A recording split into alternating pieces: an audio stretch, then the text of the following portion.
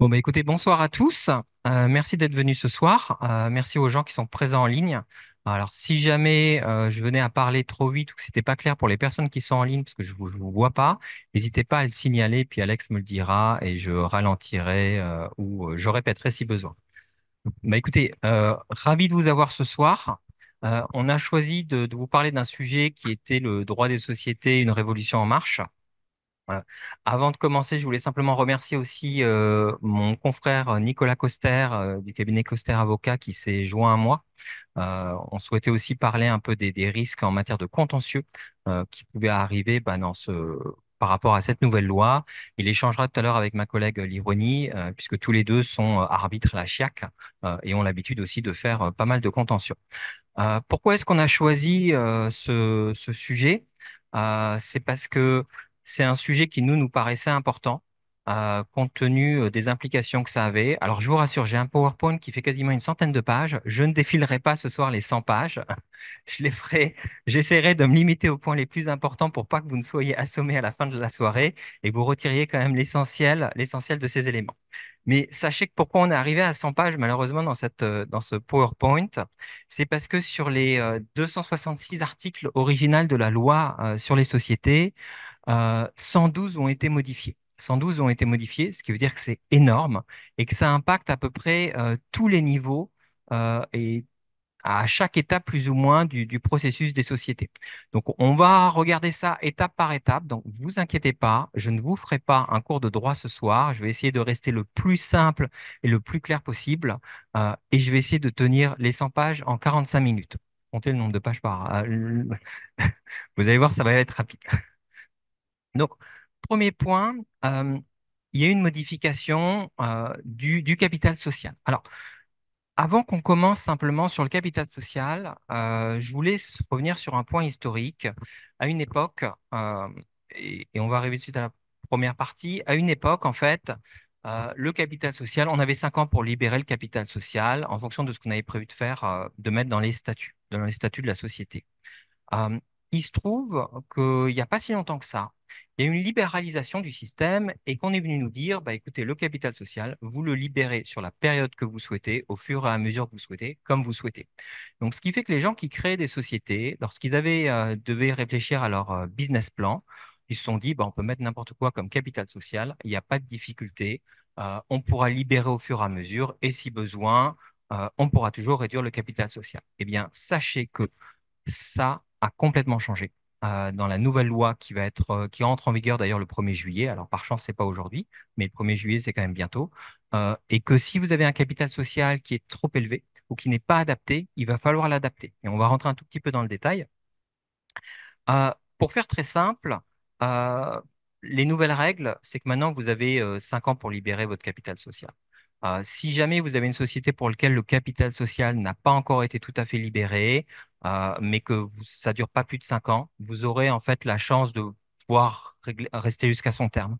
Si jamais vous aviez prévu, par exemple, 30 ans ou 20 ans, et que vous avez prévu un montant astronomique, là, pour le coup, vous aurez une limite maximum qui sera de 8 ans au total. Je simplifie la règle, mais en gros, c'est ça. Donc, sachez quand même que si vous aviez mis votre société avec 2 millions de dollars comme capital social et que vous en avez versé que 10 000, bon, vous avez 8 ans pour le faire, mais au-delà des 8 ans, il faudra quand même penser à la réduire. Voilà.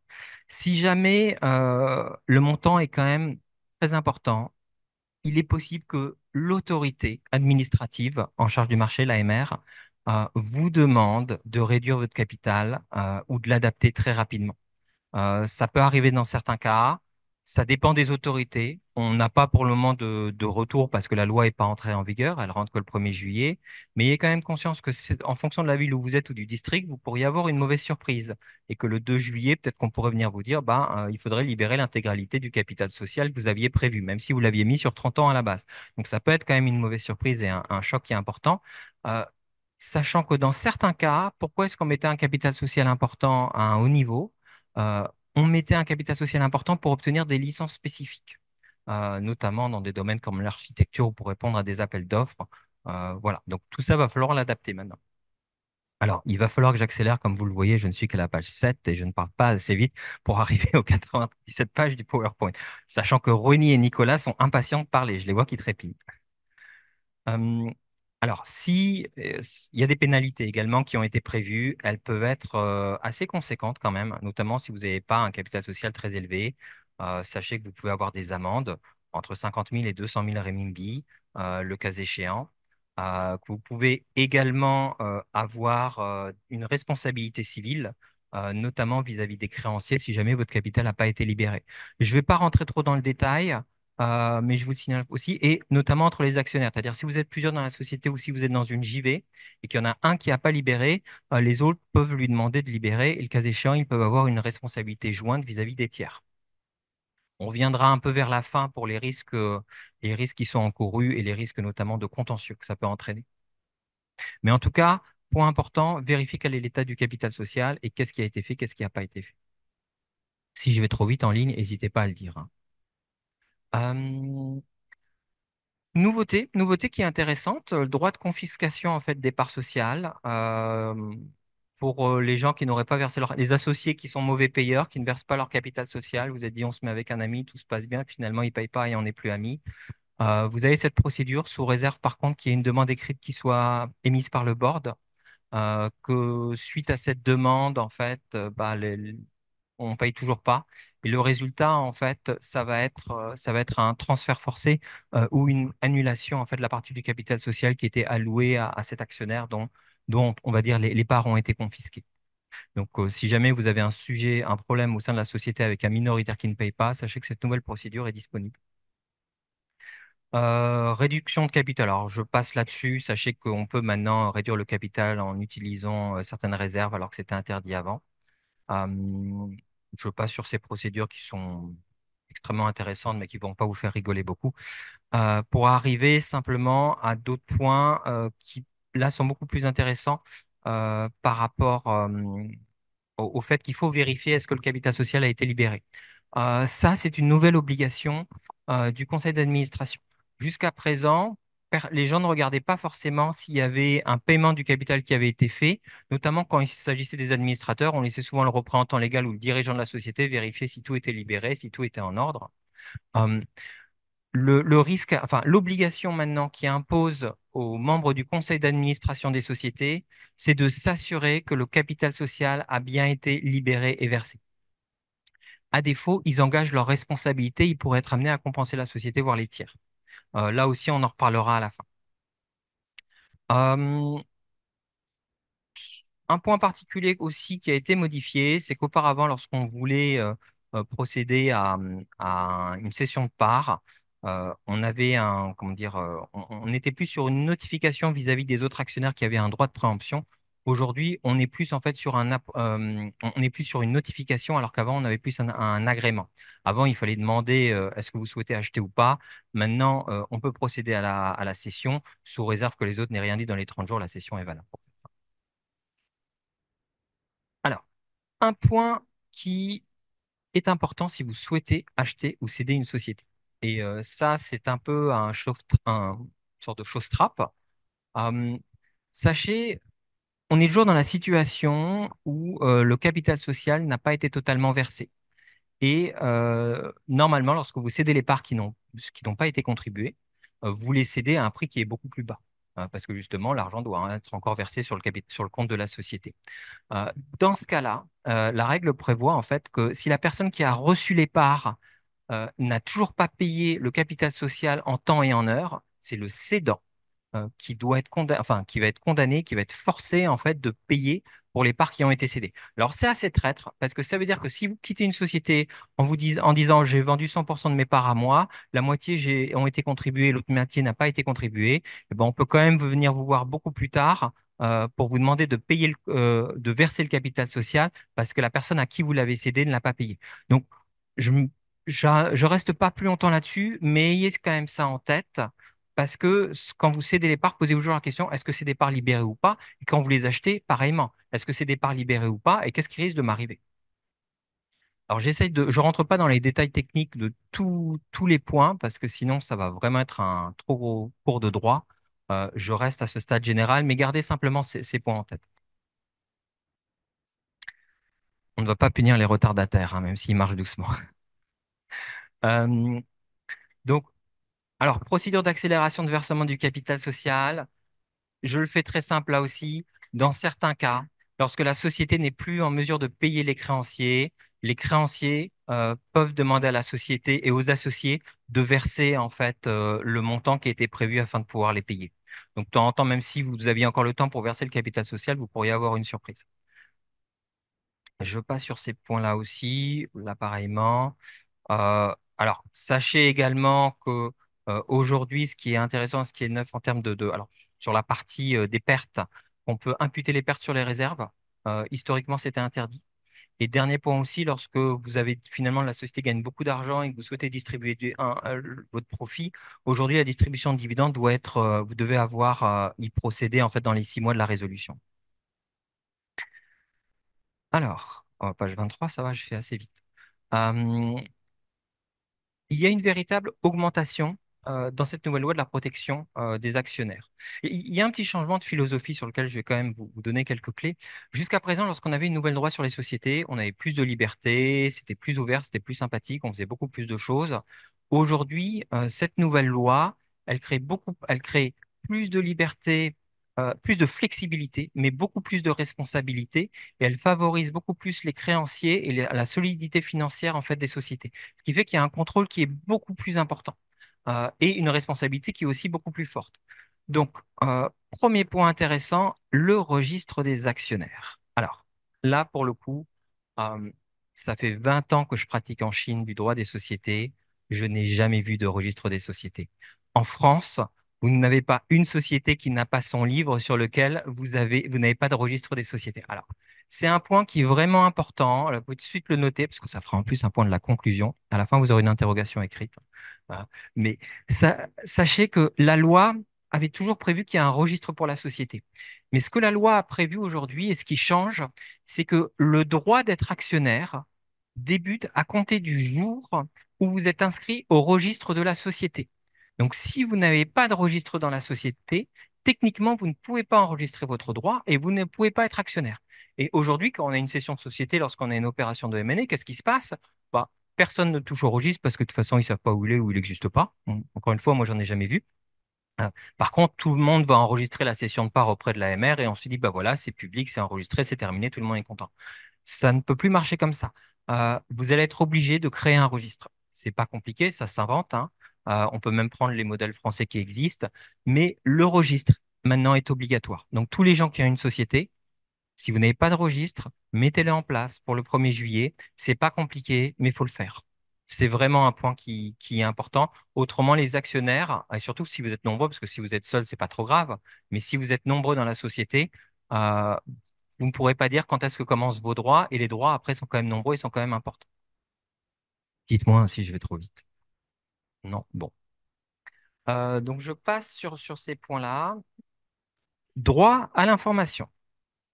Alors, droit à l'information, le premier droit des actionnaires qui a un droit nouveau, c'est le droit de faire une copie et d'inspecter le registre des actionnaires pour s'assurer qu'il est bien enregistré dedans et qu'il a le droit, effectivement, bah, qu'il est le bon actionnaire, qu'il a bien payé ses parts, qu'il a libéré son capital social.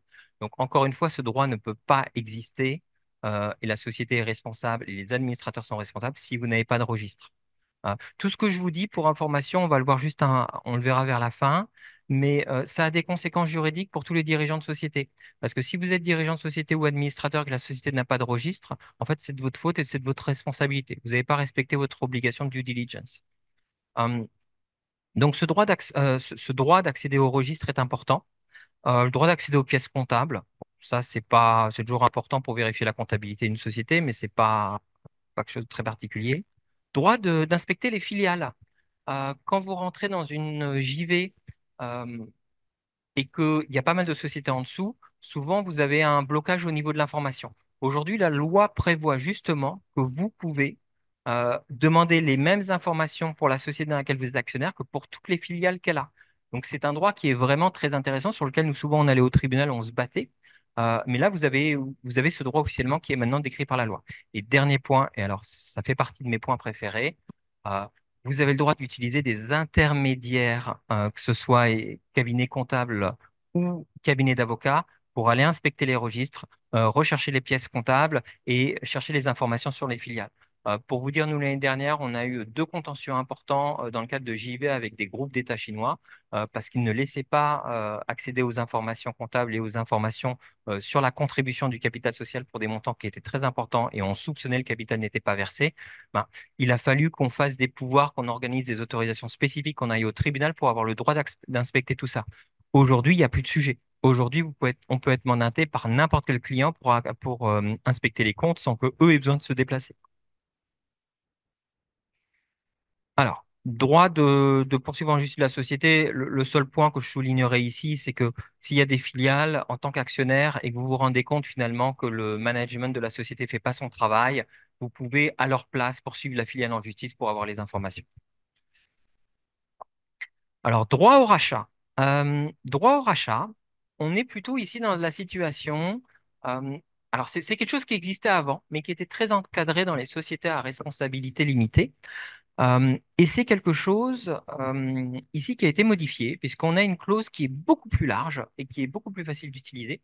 Donc, imaginez que vous êtes minoritaire à 25% et que vous avez quelqu'un dans la société qui a tout le pouvoir, qui fait tout ce qu'il veut, et vous êtes complètement coincé. Vous avez le droit aujourd'hui, de par la loi, de demander en fait le rachat. Euh, Sous réserve quand même qu'il porte atteinte à vos droits, mais le fait qu'il vous laisse pas prendre de décision, qu'il vous laisse pas parler, vous puissiez pas intervenir dans la structure, vous n'ayez pas d'informations, ça vous permet de sortir. Par contre, ce qui est pas clair, c'est qu'ils n'ont pas défini en fait qu'est-ce qu'était le terme en fait de serious harm, donc de dommage sérieux, ni le prix auquel vous allez sortir. Donc ça, c'est quand même un sujet qui va créer beaucoup de contentieux aussi. D'ailleurs, moi, je veux sortir, j'ai le droit de sortir. Par contre, il faut me racheter au bon prix. Parce que sinon, il y a un sujet majeur. Et ça fera aussi partie des gros sujets de contentieux. Encore une fois, cette loi, elle rentre en vigueur le 1er juillet. Il y a tellement de points sur lesquels il y a des interrogations et des choses qui ne sont pas claires. Nous, on anticipe quand même une explosion du contentieux et notamment de la responsabilité aussi des dirigeants. Alors ce point-là, je le passe très rapidement. Il s'agit simplement du cas où vous avez une personne qui utilise deux sociétés pour transférer des fonds. Lorsque vous avez une société A qui transfère son argent à une société B, que vous avez la personne, vous pouvez poursuivre en justice le dirigeant de la société B. Hein. Et on considère que ça va être une seule structure. Alors, par non ordinaire, on est sur un modèle qui existait par la loi pour un autre type de société qu'on utilise très peu pour les étrangers, voire quasiment pas. Alors qu'en fait, pour les étrangers, on utilise plutôt tout ce qui est société à responsabilité limitée. Et pour les joint stock companies, en fait, la loi prévoit et autorise d'avoir des parts particulières, avec des droits de vote qui sont différents, des droits de distribution qui sont plus élevés que les autres. Donc, sachez que par rapport à cette réforme, ça n'impacte pas vraiment les sociétés à responsabilité limitée dans la mesure où en fait les sociétés à responsabilité limitée pouvaient déjà le créer dans les statuts avec une limite, c'est que les autorités doivent enregistrer les statuts et si on vous refuse les statuts, vous avez pu prévoir ce que vous vouliez, bah, parfois vous devez utiliser les statuts standards. Donc ça devient plus compliqué, il faut le prévoir du coup dans les pactes d'actionnaires. Alors, faut que j'accélère, hein. La, hum, la gouvernance de la société. Ils ont modifié la gouvernance pour plein de raisons, mais voilà concrètement ce qui change de manière très simple. Historiquement, pour les sociétés à responsabilité limitée, nous avions les actionnaires, le conseil d'administration ou l'executive director, et puis un superviseur ou un board de superviseurs. Aujourd'hui, pour les petites structures, il est possible de supprimer le board de superviseur et de ne pas en avoir. Ça simplifie énormément parce que vous pourriez avoir simplement un directeur. Alors, on l'appelle plus executive director, mais juste directeur, mais c'est pas grave, administrateur unique. Vous pourriez avoir simplement cette société, un administrateur unique qui serait représentant légal et sans avoir à nommer un tiers. Parce que souvent, ce qui se passait au niveau de ces structures, c'est qu'on allait chercher un superviseur ailleurs. On prenait des gens qui savaient même pas qu'ils étaient superviseurs, on leur demandait d'être dessus, on donnait leur passeport, une copie de leur passeport, ils étaient nommés. Sauf qu'aujourd'hui, ils ont quand même pas mal d'obligations et des responsabilités qui sont assez fortes. Donc, euh, les autorités chinoises aussi ont décidé de simplifier le schéma. Donc, ça peut être supprimé ou ça peut être gardé. Et alternativement, vous pouvez avoir en fait un audit committee qui reprendrait les pouvoirs de superviseur et qui a un rôle de contrôle. Euh, la différence euh, entre les deux, c'est que l'audit committee fait partie en fait du conseil d'administration, c'est-à-dire ce sont des administrateurs qui sont nommés au comité d'audit, alors que le superviseur est un tiers extérieur. Alors, Moi, personnellement, j'ai un doute sur l'indépendance vraiment des administrateurs. Comment est-ce qu'ils vont faire l'audit? Parce que dès lors qu'ils sont dans la société, les administrateurs vont pas s'auto-auditer eux-mêmes, alors que le superviseur était quand même un tiers extérieur qui ne faisait pas partie de l'administration de la société. Donc, c'était intéressant. Et nous, souvent dans les JV, régulièrement, les clients nous demandaient d'être superviseurs d'ailleurs. Alors, je passe sur cette partie qui vous intéresse moins, donc ça, je vous ai déjà mis. Euh, alors, un point par rapport au pouvoir de l'Assemblée des actionnaires et aussi du conseil d'administration.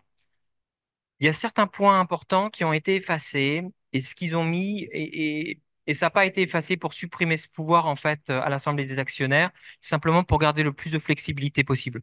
Aujourd'hui, la loi prévoit une très grande liberté de répartition des pouvoirs entre les actionnaires et le conseil d'administration et éventuellement le directeur général. Donc, c'est vraiment comme on veut. Par contre, il faut le prévoir. C'est très important de le prévoir parce que lorsqu'on le verra tout à l'heure, les administrateurs ont une obligation de due diligence. Il faut savoir quelle est mon obligation, qu'est-ce qu'on doit faire, qu'est-ce qu'on ne doit pas faire. Mais pour ça, il faut comprendre qui est en charge de quoi. Donc là-dessus, il y aura souvent un très gros travail de rédaction pour décider en interne qui va faire quoi. Donc, je passe sur ces éléments sans rester trop dans le détail. Euh, voilà. Alors, aussi, les nouveaux points qui sont intéressants.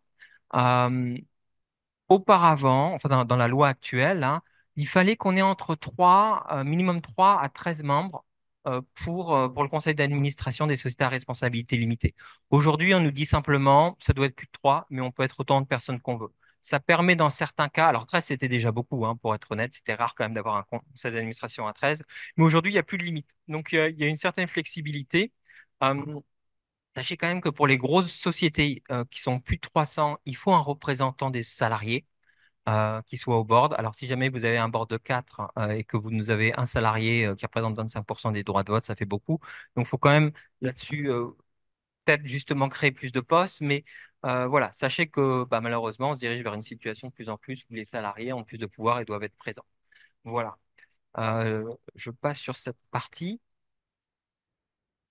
Possibilité également de mettre un terme au mandat des administrateurs. Euh, le texte et nous, on recommande fortement de prévoir les règles maintenant dans les statuts. Euh, Avant, tout était lié à des décisions de justice, donc en fait, c'était plutôt des décisions de la Cour suprême qui disaient comment ça pouvait fonctionner. Euh, Aujourd'hui, la question, vous pouvez mettre un terme au mandat d'un administrateur quand vous voulez. Par contre, dans certains cas, vous êtes obligé de l'indemniser. Si oui, pour quel montant?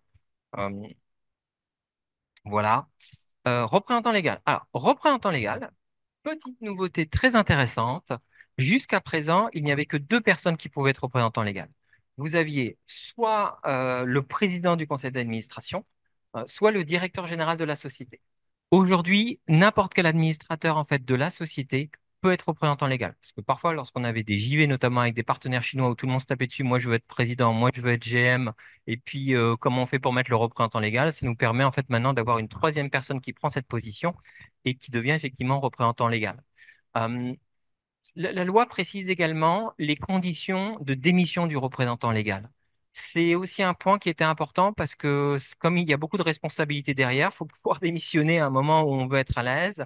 La loi prévoit maintenant que la société doit le remplacer dans les 30 jours. Donc il y a ce petit délai de 30 jours qui est important et voilà, et qui permet à quelqu'un qui voit si jamais la société arrive, ben, se dirige vers la faillite, hein, parce que souvent, c'est notamment la situation économique actuelle, c'est la grosse problématique. Si on se rend compte que ça va pas bien et qu'il faut démissionner, il faut le faire au minimum 30 jours avant. Et c'est un minimum, hein. Dans certains cas, il faut que ce soit plus que ça.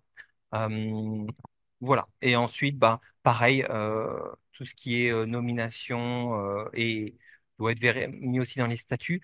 Un point qui est important quand même pour le représentant légal, mais comme pour les administrateurs, encore une fois, à eux, ils ont l'obligation de vérifier que le capital social a bien été versé. C'est quelque chose qui jusqu'à présent n'était jamais fait, hein. C'est-à-dire, on considérait dès lors qu'il y avait eu un virement, c'était réglé. Ça implique maintenant quand même, moi je dirais au moins d'avoir une résolution du board pour constater que ça a été fait et le cas échéant de demander aux gens de payer. Euh, alors, pareil également, le texte ne dit pas pour la révocation des administrateurs la durée de changement de ces personnes. Pour les administrateurs, ils sont normalement libérés le jour de leur démission, sous réserve qu'il y ait suffisamment d'administrateurs en poste en fait pour les remplacer. C'est-à-dire, imaginons qu'on n'ait que trois administrateurs et que moi j'ai démissionné alors que j'étais administrateur, eh ben, je suis coincé dans la structure. Donc c'est important en fait de prévoir un système en interne dans les statuts qui dit qu'est-ce qui doit se passer, notamment de forcer la société à remplacer la personne. Sinon, on peut être bloqué très longtemps comme ça, avec les responsabilités qui vont avec, parce que pendant toute cette période où on n'est pas libéré, l'administrateur conserve l'obligation de due diligence. On verra cette obligation tout à l'heure, mais pour faire simple, si je démissionne et que je pense avoir démissionné et que je pars en vacances aux Caraïbes pendant 2 mois, et qu'en fait la société continue à fonctionner et que j'exerce pas mes fonctions, bah, je suis en tort. Ce qui peut être quand même assez brutal. Alors sachez que pour le général manager, les pouvoirs ne sont plus prévus par la loi et qu'on est libre de mettre ce qu'on veut. Donc pareil, je reviens par rapport au pouvoir du conseil d'administration et de l'assemblée des actionnaires, grande liberté d'action. Alors, superviseur vs audit committee, on va pas leur faire faire un match de boxe, mais comme je le disais tout à l'heure, aujourd'hui, vous avez le choix entre les deux. C'est vraiment un choix. Je pense qu'il faut voir au cas par cas. L'audit committee, à mon sens, c'est quand même une structure qui est assez lourde, parce que déjà, vous devez avoir au moins trois personnes, ça doit être tous les trois des administrateurs. Et personnellement, j'ai toujours un doute parce que je vois pas si on a un board même à 4 ou 5 ou 6 personnes. S'il y en a trois qui sont dans l'audit committee, comment ils vont trouver des problèmes à la structure alors que c'est eux-mêmes qui la gèrent? Bon, à voir, mais je pense que c'est déjà pour des sociétés qui ont qui sont suffisamment importantes en termes de taille.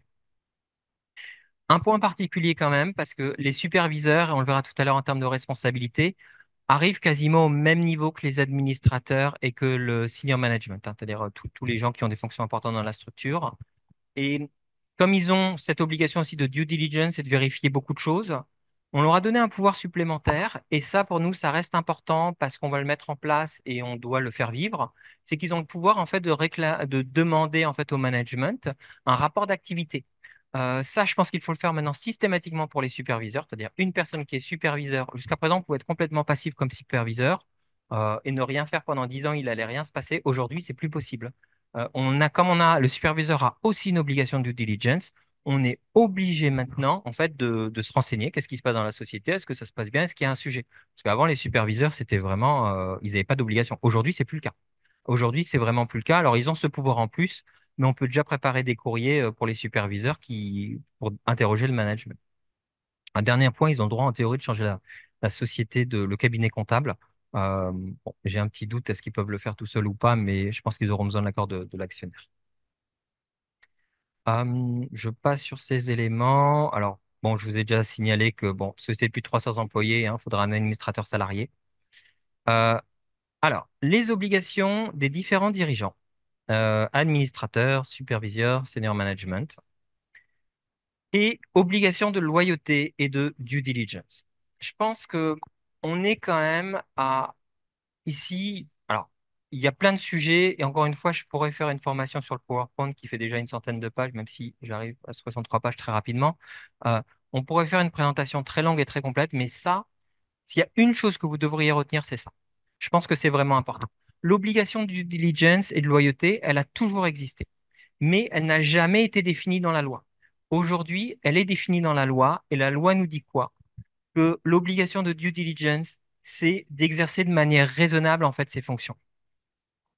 Donc euh, c'est vraiment un point qui est fondamental et qui engage aujourd'hui pas seulement les administrateurs, mais les superviseurs et le senior management. Senior management, ça veut dire COO, CFO, tous les gens qui ne sont pas forcément administrateurs, mais qui ont des décisions à prendre.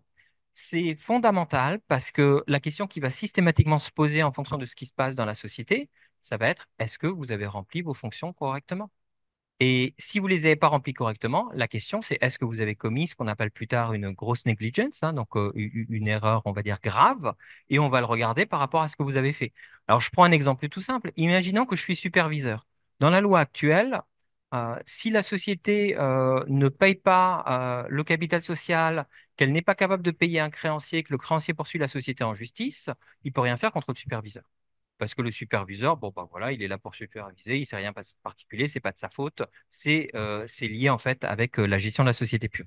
Dans la nouvelle loi, en théorie, le superviseur, même s'il ne doit pas vérifier si le capital a été versé, il doit quand même vérifier qu'il n'y ait pas de perte ou qu'il n'y ait pas de problème avec le capital social. Donc, déjà, il aurait dû alerter à minima le conseil d'administration pour dire, écoutez, vous devriez quand même verser le capital social. Là, vous êtes hors des règles des statuts, par exemple. Si on a dépassé le moment pour verser ce capital social, et s'il n'a rien fait, on peut se poser la question, est-ce que le fait qu'il n'ait pas fait ça, est-ce que ça ne constitue pas une grosse négligence qui pourrait engager sa responsabilité et du coup avec un risque d'être poursuivi, alors pas poursuivi directement par le tiers pour le superviseur, mais par contre c'est le cas pour les administrateurs. Mais si la société, elle, est responsable, il va se poser la question aussi que le superviseur soit responsable de cette situation. Donc on va très loin. Euh, et c'est pour ça que c'est important et que s'il y a un point à retenir, c'est que quelles que soient les fonctions que vous exercez maintenant dans une société, que disent les statuts? Quelles sont vos obligations? Est-ce que vous remplissez vos obligations et comment est-ce que vous le faites? C'est-à-dire comment vous pouvez justifier de l'avoir fait? Quand je vous le disais tout à l'heure par rapport au superviseur, maintenant, on lui donne ce pouvoir d'interroger le management. Bah, le superviseur, il devrait faire au moins un courrier par an au management pour leur dire, alors, comment ça se passe pour la gestion de la société? Peu importe qu'on lui réponde ou pas, au moins, il aura rempli son obligation de due diligence, à minima. Euh, un point aussi qui est rajouté, ce sont les administrateurs de faits. Ça peut concerner certaines sociétés où vous avez des gens de l'extérieur qui se mêlent beaucoup de l'activité de la société, voire qui la contrôlent en fait. Euh, les mêmes obligations s'imposent à eux. Et puis, enfin, comme je l'ai indiqué, directement toutes les personnes qui ont des fonctions dans la société sans être administrateur ou dirigeant. Pour l'obligation de loyauté, je ne rentre pas forcément dans le détail, mais globalement, l'idée, c'est d'éviter tout conflit d'intérêts. Même si ça, souvent, on le prévoit plein de raisons de compliance déjà dans les statuts et dans les contrats de travail. Donc voilà, j'avance un peu sur cette partie. Alors, je vais passer sur tout le détail de la responsabilité. Là-dessus, moi, je voudrais simplement insister sur un point quand même par rapport à la loi pour tout ce qui est Directors and Senior Management. Techniquement, aujourd'hui, si vous n'avez pas rempli vos obligations, un tiers peut vous poursuivre en justice. Ça, faut vraiment l'avoir en tête, hein. Si vous avez commis une grosse négligence, vous pouvez être mis en responsabilité directement et personnellement. Auparavant, c'était pas le cas et on pouvait poursuivre la société, mais pas directement à ce niveau-là. Donc, René et Nicolas pourront nous en parler un peu plus après s'ils le veulent. Mais ça, c'est vraiment quelque chose qui est important. D'où l'importance, comme je disais tout à l'heure, de remplissez vos obligations en interne.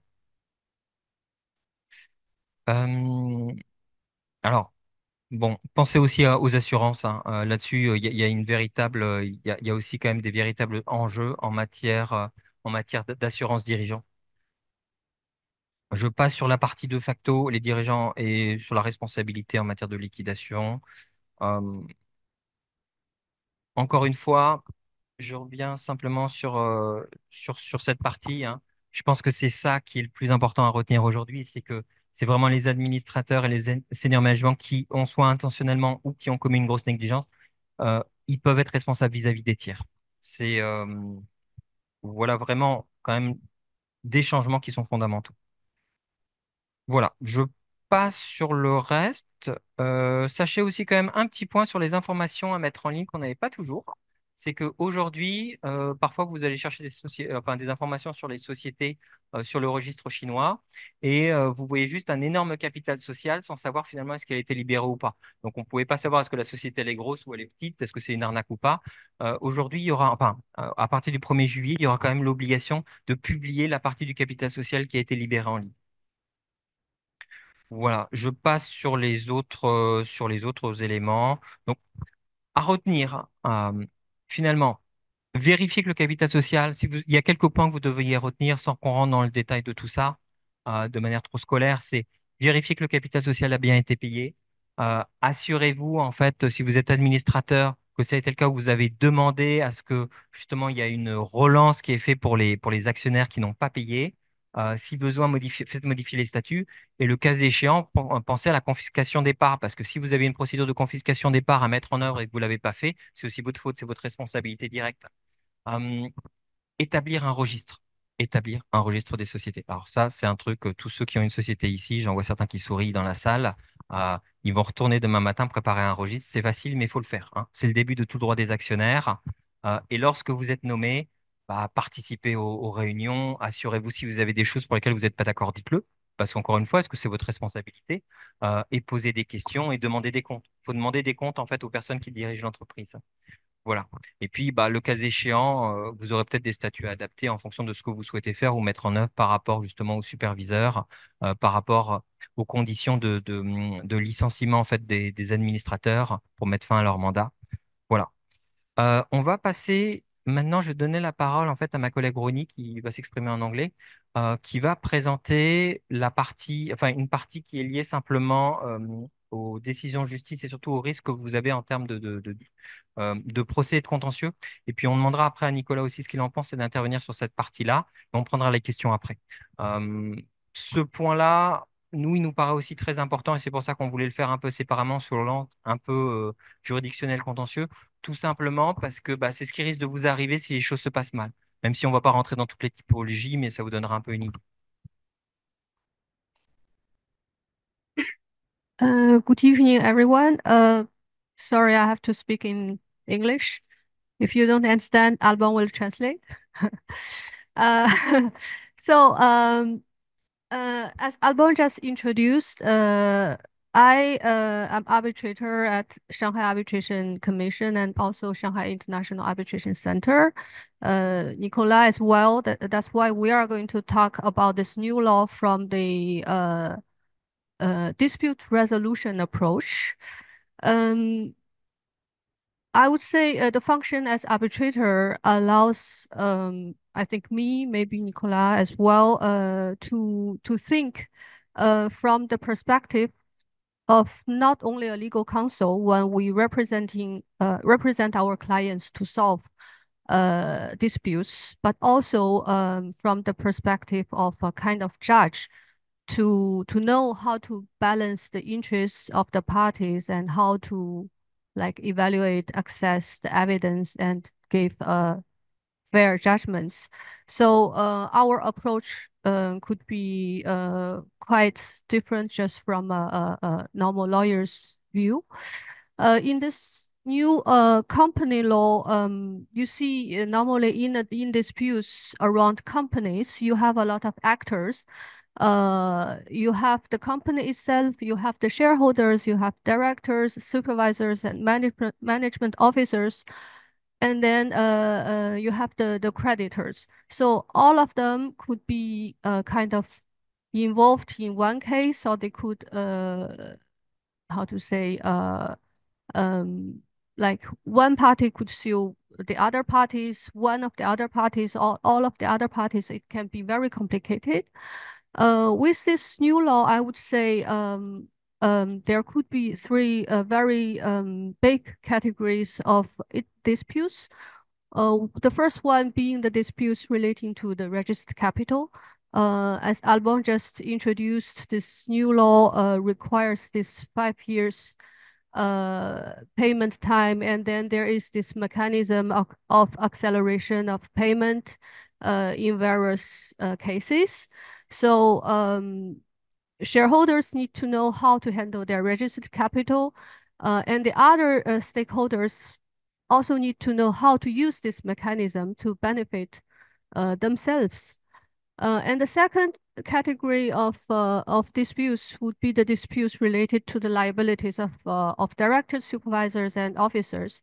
As Alban also mentioned, the liabilities of these three kinds of people are very heavy, are strengthened now. So in the future, companies could have a lot of chance, and the creditors could also have a lot of chance to sue these people. And the third category would be the disputes among the shareholders, especially the minority shareholders nowadays or in the future will have more chance to protect their own life, own interests. In the situation that Alban just mentioned, the shareholders' rights to information and the minority shareholders' right to withdraw from the company. I think I will, due to the limited time, I just want to take one example related to the registered capital. Uh, uh, uh, let's imagine that you are a creditor of a company. Actually, this kind of situation is a situation we face quite often for with our clients when we help them to sue, especially the FIEs. Normally, when they do business in China, they honor the contracts, they perform, they deliver goods, they deliver service, but thereafter they don't get paid. So they become a creditor of a local company, for example, and then they want to know how can they get back their money. Of course, they think they can go to the court, and then after the judgment, they find out that the debtor has totally no money, uh, no way to pay back all the money due. So in the future, I think this new law could provide new chances. That means as a creditor, when you bring up a lawsuit, maybe you can think about the other ways, um, other possibilities. You sue your debtor, but maybe you can also sue the shareholders of your debtor. Maybe also you can also sue the directors of your debtor. Um, that means if you have a debtor, you doubt whether or not it can pay you back the money, then one possibility is that you check the registered information of this company and you see whether or not the registered capital has been paid in. If not, uh, then you could see whether or not the due time is there. If they should have already, the shareholders should have already paid in. If they haven't, okay, then let's sue the shareholder together because they breach their obligation of paying the capital. And as creditor, you can sue your debtor and the shareholder of this debtor. If let's say the due time is not there, that means you can the company itself, the shareholder can at this time point not pay the capital, but in this new company law, we have this system of acceleration of capital payment. That means if your debtor cannot pay the debt, you can also sue the shareholder who hasn't paid its capital, although the due time is not there yet, because of this new system of acceleration. So in the first case where the capital contribution is already due but not paid, you can also consider to sue the director because maybe the director didn't work correctly, didn't always check whether or not the debtor, this company has fulfilled, the shareholders of this company has fulfilled its obligation of paying the shareholders. So you see, as creditor under this new system, you could have a very uh, maybe looks complicated, but a lot of new chances to solve your problems. So that's one example uh, that I would like to share with you. That means in the future, doing business, when you have disputes, um, think about different options, verify different options. Maybe you can have more ways than you think to solve the problem. Thank you. Thank you very much. Alors, le sujet est vaste, mais je voudrais poser quelques points de réflexe. Quand vous acceptez une position en tant qu'administrateur, membre du conseil d'administration, general manager, je dis toujours à mes clients, quand ils sont en difficulté, qu'on vient les chercher, quand vous acceptez une position, vous devez exercer vos fonctions. Si vous n'êtes pas capable, si votre actionnaire, votre société, votre groupe ne vous donne pas les moyens d'exercer vos fonctions, vous devez démissionner. Et c'est d'autant plus vrai aujourd'hui. On a eu pas mal d'affaires avant le Covid sur des Français qui sont partis en prison à cause de l'actionnaire, certes. Mais pourquoi ils sont partis en prison? C'est parce qu'ils n'avaient pas exercé leurs fonctions. Donc, soit vous avez la capacité d'exercer vos fonctions, et dans ce cas-là, bah, effectivement, vous êtes diligent et vous pourrez, entre guillemets, dormir sur vos deux oreilles, soit vous n'êtes pas capable de le faire, vous devez démissionner. Et la nouvelle loi sur les sociétés vous permet de démissionner et oblige, sous réserve des dispositions d'application, au moins la société à vous remplacer. J'ai connu beaucoup de Français à l'étranger qui sont partis de Chine en étant représentants légal ou general manager, administrateur à l'époque, leur responsabilité n'était pas engagée, qui sont revenus en Chine pour du business pour notre société, qui se sont retrouvés bloqués parce que leur actionnaire ne les avait pas changés. Et quand je dis bloqués, le plus long que j'ai connu, c'était 10 ans. Et pendant 10 ans, vous ne sortez pas. Alors aujourd'hui, à l'époque, on ne pouvait pas liquider les sociétés facilement. Donc maintenant, on arrive à liquider les sociétés et à, entre guillemets, libérer les personnes, mais ça prend du temps. Ça, c'est mon premier point. Mon deuxième point sur les superviseurs, effectivement, comme disait mon confrère Alban, les superviseurs, c'est quelqu'un qui dormait en permanence. Il faut savoir qu'un superviseur de société cotée, il a une responsabilité limitée sur tout ce qui se passe dans la société. Bon, ce n'est pas notre cas, mais depuis 2 ans, les superviseurs des sociétés cotées, je pense qu'ils dorment dans la société de manière permanente. Là, ils vont un peu plus loin parce qu'ils ont une obligation de diligence. Pour donner un exemple concret, vous signez un contrat, vous êtes GM, on vous demande de signer un contrat, le contrat se passe mal parce que vous avez, entre guillemets, des incompétents dans votre société. Le partenaire pourra venir vous poursuivre, vous en tant que dirigeant, parce que vous n'avez pas vérifié ce qui se passait au sein de votre société. Donc c'est pour ça que, pour moi, je pense qu'il est important de définir dans les statuts effectivement qui fait quoi, et il est aussi important d'informer vos partenaires des règles d'organisation de vos statuts. Parce que s'ils ne sont pas au courant, ils pourront vous dire, bah non.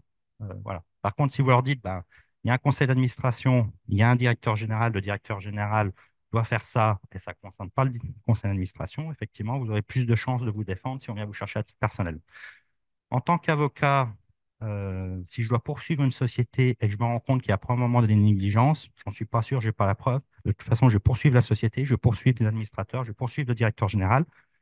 Tout ce petit monde qui vivait sous le même toit vont commencer à s'entre-déchirer. J'aurai des informations qui vont ressortir pendant le procès. Donc, de toute façon, je ne réfléchirai pas, je bloquerai tout le monde. Principe de base. Alors, effectivement, on conseille de prendre des assurances. Je ne sais pas qu'est-ce qu'il existe en termes d'assurance, Backer pourra nous le dire. Mais en règle générale, les polices d'assurance excluent tout ce qui est négligence sévère. Donc, vous devrez vérifier votre police d'assurance et vous assurer que tout est bien inscrit dedans. Et en règle générale, je conseille quand même de prendre des assurances groupes plutôt que des assurances chinoises parce qu'il y a certains assureurs chinoises qui n'aiment pas couvrir ce genre de sinistre. Donc, faites attention à prendre une police d'assurance. Vérifiez que la police d'assurance, entre guillemets, a été payée tous les ans parce que si elle n'est pas payée, ça ne s'applique pas. C'est bête. Pour le capital social, effectivement, il y a un autre document qu'on ne voit pas souvent, mais qu'on fait systématiquement, c'est le certificat de paiement du capital social par la société. À chaque fois qu'un client paye le capital social, on dit, bah voilà, la société doit tamponner un certificat Fubon, Jeunbun, donc original duplicata, on le tamponne, et puis vous avez la preuve que ça a été fait. Donc je pense qu'il faut aller un peu plus loin maintenant et demander également la preuve comptable sur le sujet. Qu'est-ce que je pourrais rajouter par rapport à ça? Euh, Effectivement, je pense que les avocats ont des beaux jours devant eux pour ce type de problématique. Oui, alors les JV, point qui nous embête un petit peu pour les JV, il n'y a plus de superviseurs. Et ça, c'est embêtant parce que euh, soit vous avez un superviseur, soit vous en avez trois. Et nous, on aimait bien deux superviseurs pour les JV parce que chaque superviseur pourrait poursuivre la société ou l'actionnaire de manière indépendante. Maintenant, si vous en avez trois, ben, c'est un organe collectif. Et se pose la question de savoir si on aura une décision de l'organe collectif des superviseurs. Et l'interrogation que je me pose, et je n'ai pas la réponse, c'est quand on a un conseil d'administration, pour moi, le conseil d'administration a une responsabilité collective. Donc, est-ce que chaque administrateur sera individuellement responsable? Est-ce qu'ils vont faire une distinction de manière individuelle en disant bah, celui-là, il n'a rien foutu, il n'est jamais au conseil d'administration? Ou est-ce que ça va être les trois qui vont être mis dans le même sac et ils seront, entre guillemets, responsables un tiers, un tiers, un tiers, si on a trois? Ça, on ne sait pas. Non, moi, on ne le sait pas. Par contre, gardez en tête justement que si vous n'êtes pas d'accord dans un conseil d'administration, il faut le dire et il faut l'écrire. Et pour l'écrire, il faut qu'il y ait des minutes quand même. On voit souvent des conseils d'administration qui ont lieu au restaurant le soir, hein. Il n'y a pas de résolution, il n'y a rien. Il faut un registre, il faut des minutes, il faut des résolutions, et il faut avoir compté quand même le quorum, hein, parce que c'est écrit dans les statuts aussi, et très souvent, les gens ne se posent pas la question. Donc, il faut faire vivre la société. En fait, avant, on pouvait se permettre, et c'est le cas notamment pour les superviseurs, comme le disait Nicolas à l'instant, on pouvait se permettre qu'ils soient dormants. Aujourd'hui, c'est plus possible. Un superviseur avant, on a eu souvent des cas, effectivement, des gens qui partent de la Chine, des superviseurs qui ils avaient été nommés par le groupe il y a une dizaine d'années Ils ont quitté le groupe, sont à la retraite en France, mais ils sont toujours superviseurs dans une société en Chine. Et lorsqu'on demande aux gens, mais c'est qui cette personne? Ils nous disent, ah ben, on ne sait pas, ça fait longtemps qu'il n'est plus là. Maintenant, il a une responsabilité de due diligence sur le dos, si je puis dire. Sachez également, alors il commence à changer dans les grandes villes comme Shanghai, mais que dans beaucoup d'endroits de Chine, si votre passeport est accessible, on peut vous nommer sans que vous le sachiez. On ne C'est vous facile, demandera hein, pas il faut votre une copie, hein. signature. L'autre chose que j'ai vue par rapport à la nouvelle loi, enfin, à la fin des JV et des WOFI, c'est que j'ai commencé à voir des JV où l'actionnaire chinois changeait les statuts parce que l'administration venait toquer à sa porte et il oubliait d'informer le partenaire étranger et donc il mettait les statuts en conformité avec la loi sans autorisation du partenaire étranger. Et quand on va voir l'administration, ils nous disent bah non, mais il y avait les clés électroniques, donc on a la copie des documents, on n'a pas les originaux, mais c'est bon. Donc il faut faire attention à ce qui se passe. Oui, il y a de vraies questions aussi de signature, hein, effectivement, et de contrôle. Et tout ça, enfin, nous, on le voit déjà par rapport à tous les points qu'on a soulevés, ça va finir en contentieux. On anticipe quand même qu'un niveau de responsabilité va générer du contentieux et que les gens sont obligés de faire beaucoup plus attention en amont par rapport à ce qui était prévu. Mais c'est un peu fait exprès parce que l'idée, c'est que les sociétés soient, entre guillemets, plus solides et que les créanciers aient plus de recours. Mais par contre, voilà, faut quand même l'anticiper parce que ça peut être assez brutal. Et sur les créanciers, il faut savoir qu'on gère quelques procédures collectives en ce moment. Il y a 2 ans, c'était très facile de liquider la société devant le tribunal et le liquidateur nommé par le tribunal était plutôt dormant. Aujourd'hui, les liquidateurs vont chercher l'argent là où il est, auprès des anciens dirigeants, vérifier les transactions qui sont produites 3 mois avant le début de la liquidation et envoient des lettres, même en France, aux États-Unis et ailleurs, pour dire vous devez rembourser l'argent.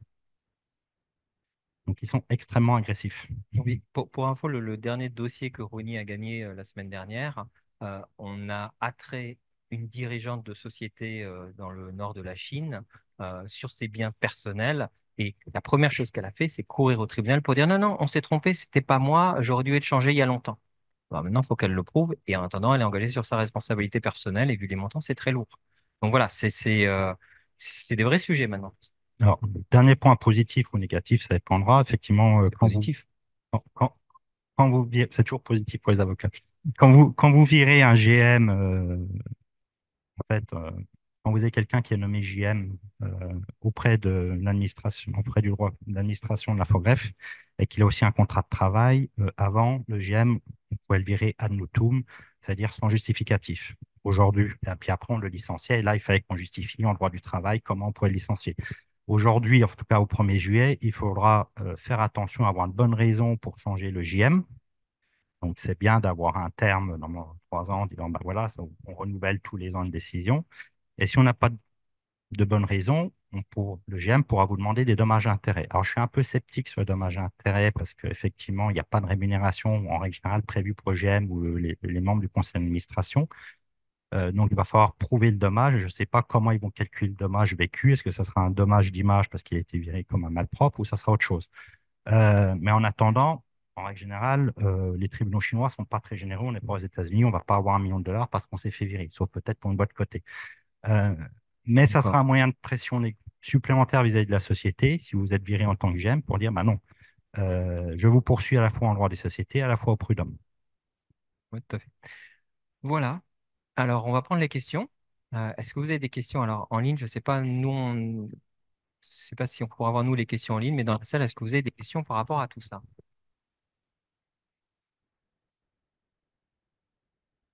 C'est drôlement clair ou trop rapide alors? Il y a un registre des actionnaires. Oui, qui a un registre des actionnaires? Moi, je suis vraiment curieux. Alors, il y a une banque, elle va sortir. On vous fera Bon, vous n'avez pas de questions? Ça, je ne sais pas. Oui, allez.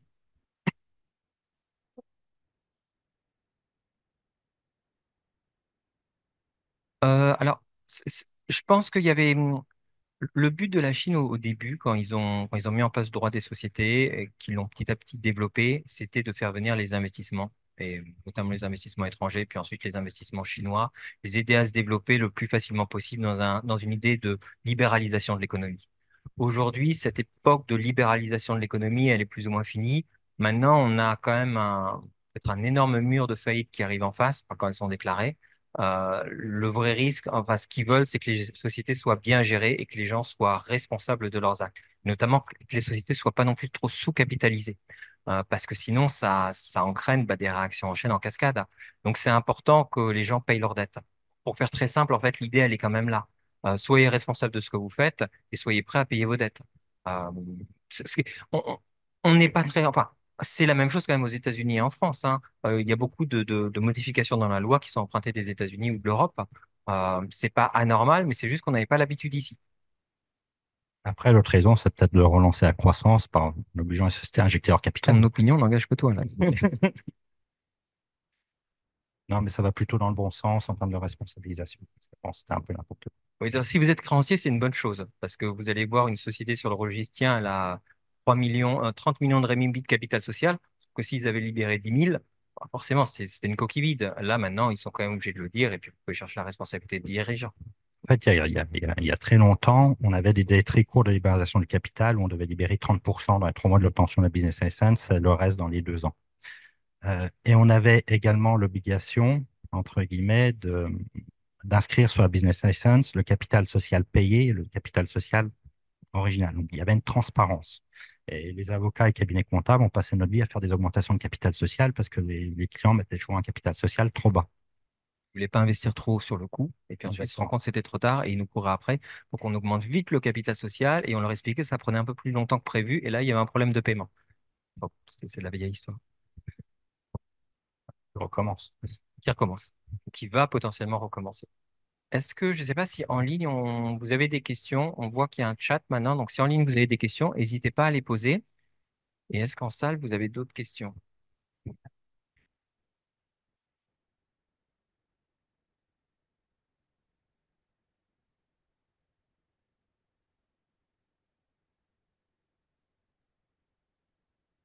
Alors, le versement du capital social, maintenant, ça reste plus souple qu'avant. Avant, il y avait des procédures qui étaient quand même beaucoup plus longues. Maintenant, ça se fait quand même relativement facilement. Par contre, il faut quand même l'anticiper. C'est pas comme en France où on peut augmenter le capital du jour au lendemain comme ça. Faut le prévoir vraiment en amont. Et il faut pas oublier non plus que les prêts d'associés restent limités en Chine, hein. Il n'y a pas non plus une flexibilité qui est importante. Donc, je pense que le financement de la société doit être anticipé et d'où l'intérêt de travailler de manière très fine le business plan quand même. Parce que la vraie question derrière, c'est vous avez besoin de combien d'argent à partir de quand? Et c'est ça qu'il faut prévoir pour que le siège, où vous n'ayez pas vous à mettre trop de cash tout de suite, qui est inutile, qui est bloqué, mais que vous ne soyez pas pris à la gorge non plus. Enfin, le risque, il est là. Alors, point important, parce que je l'ai vécu, j'ai eu quelques clients qui sont venus me voir en me disant, Maître, on va liquider, on va en liquidation judiciaire. Bon, entendu, je leur dis, vous avez payé votre capital social? Oui, oui, oui. On ouvre, on commence à regarder les trucs. Et en fait, ils n'ont jamais rien payé. Ils connaissent même pas ce que c'est un compte capital. Et leur comptable leur avait dit, parce que c'est généralement des comptables chinois, ils connaissent pas les investissements étrangers, ils disent, bah, vous verrez l'argent sur le compte de la société, et puis je l'inscris en dette associée. Et quand on fait la liquidation, on se retrouve avec une dette d'1 million de renminbi de l'actionnaire en disant je comprends pas, maître, je vais le poursuivre. Oui, mais non, vous avez signé le document.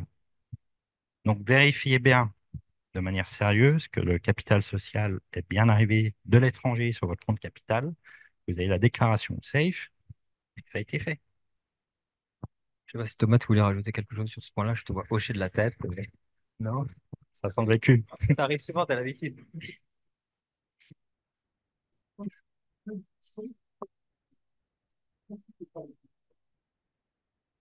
Ouais, si.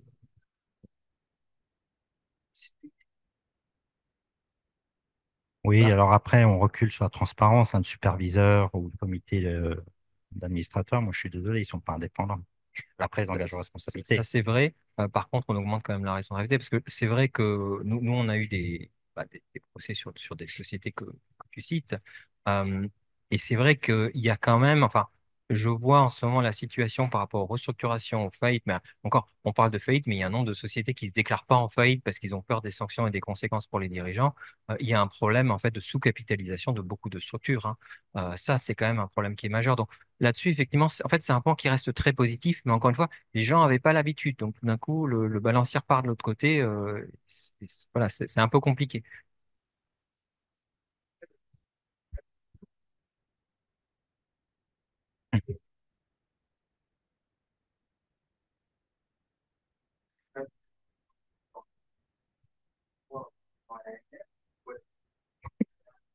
Alors, il faut d'abord faire le transfert auprès des autorités. Et quand c'est fait, en fait, il faut le faire inscrire dans le registre de la société. Euh, le registre permet de faire démarrer les droits d'actionnaire. Pour autant, on reste dans un système où il faut le faire enregistrer. Mais il faut le prévoir. Il ne faut pas hésiter à mettre en demande à la société d'inscrire le nouvel actionnaire dans le registre. Donc là, dans l'acte de cession, hein, dans le SPA, c'est là où il faut aussi prévoir les clauses par rapport au cédant, que lui s'engage et se porte fort à ce que la société inscrivent les parts avec le montant, et notamment si elles ont été libérées ou pas, dans le registre de la société, pour éviter qu'ils partent voilà, ailleurs. Oui, oui, on garde le process, mais parce qu'on peut pas. Enfin, en théorie, on pourrait faire l'inverse, mais sauf que publiquement vis-à-vis des tiers, ce sera pas opposable.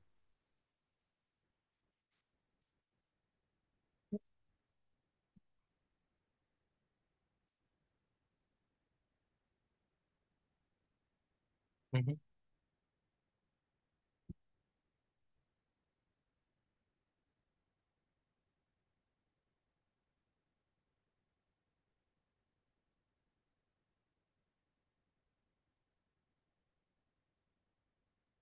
Ouais, devoir de loyauté.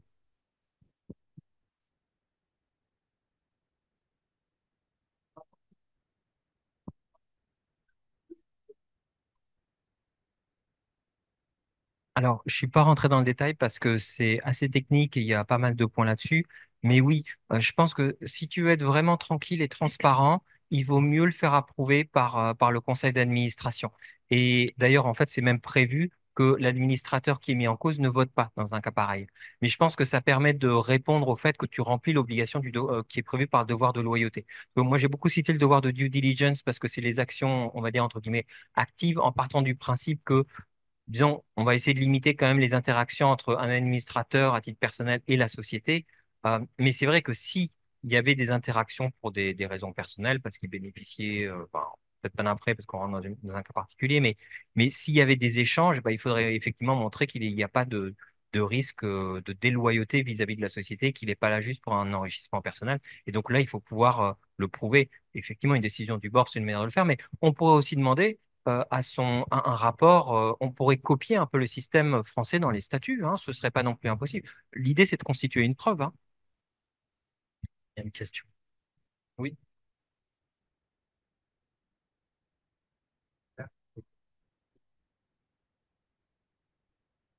absolument. À partir du 1er juillet, c'est la loi qui change et ça s'applique à tout le monde. Point intéressant sur le gestionnaire de fait, qui est une notion ancienne en droit français. Effectivement, le siège qui gère la société à distance et qui laisse un salarié chinois qui a été nommé là parce que c'est le dernier qui est resté après le Covid, c'est un problème. Ou alors la femme du dirigeant qui se mêle de tout dans la société, c'est également un problème. Dirigeant de fait, ça peut être beaucoup de monde. Marie, Ou le mari, ouais. Voilà. Bah écoutez, s'il n'y a pas d'autres questions, nous, on va s'arrêter là. On vous remercie pour votre présence et puis votre attention. Le PowerPoint ne va pas être envoyé de manière générale. Si vous êtes intéressé par le PowerPoint, vous nous contactez puis on vous l'enverra. Alors, je vois juste, il y a juste une toute dernière question en ligne quand même. Mais l'air long. Alors, dans moi, je le la lis cas pas de du tout. l'injection dans le cas de l'injection de capital, admettons que le capital soit en euros et que l'actionnaire soit une personne tierce pour éviter de faire une transaction depuis la France et d'envoyer les euros sur le compte capital sur la société en Chine. Est-il possible de faire ce virement depuis notre compte personnel en Chine et depuis notre compte en euros? Oui, non, c'est pas possible. Voilà. Voilà. Voilà, bah écoutez, on a répondu à la dernière question. Je vous invite pour les gens qui sont présents ici à passer à côté pour prendre un verre et encore discuter. Et puis merci pour les gens qui étaient aussi présents en ligne à nous écouter. Et encore une fois, si vous souhaitez le PowerPoint, on vous l'enverra à titre personnel sous réserve de demandes spécifiques. Voilà, merci à tous. Merci.